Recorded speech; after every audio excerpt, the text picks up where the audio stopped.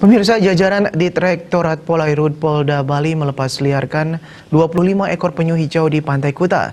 Satwa yang dilindungi tersebut merupakan hasil sitaan dari upaya penyeludupan dari 8 tersangka.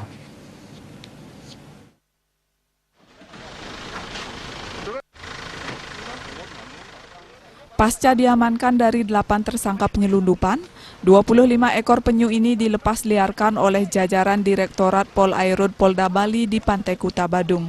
Pelepasan dibantu warga dan relawan pemerhati penyu serta Balai Konservasi Sumber Daya Alam Provinsi Bali. Sebelum dilepaskan, seluruh penyu hijau ini sudah melewati proses kelayakan untuk dilepas ke alam liar. Dipastikan penyu yang berusia hingga 40 tahun ini dalam keadaan sehat dan bisa berkembang biak.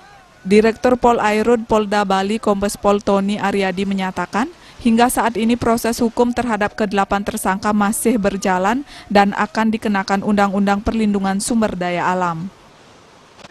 Untuk proses hukumnya sudah kita proses dan ini tersangkanya juga ada 8, masih kita tahan.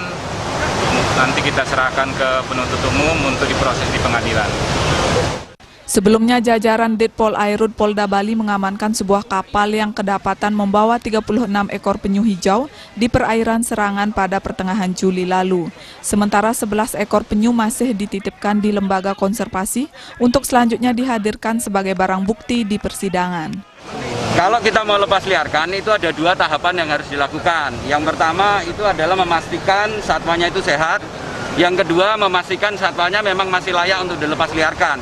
Satwa belum tentu bisa dilepas liarkan kalau dia sudah terlalu jinak misalnya, kan begitu, kira-kira begitu. Jadi semua penyu sudah lewat evaluasi, lewatin 2 tahapan itu dan dua-duanya sudah oke, sehingga hari ini sudah kita bisa lepaskan.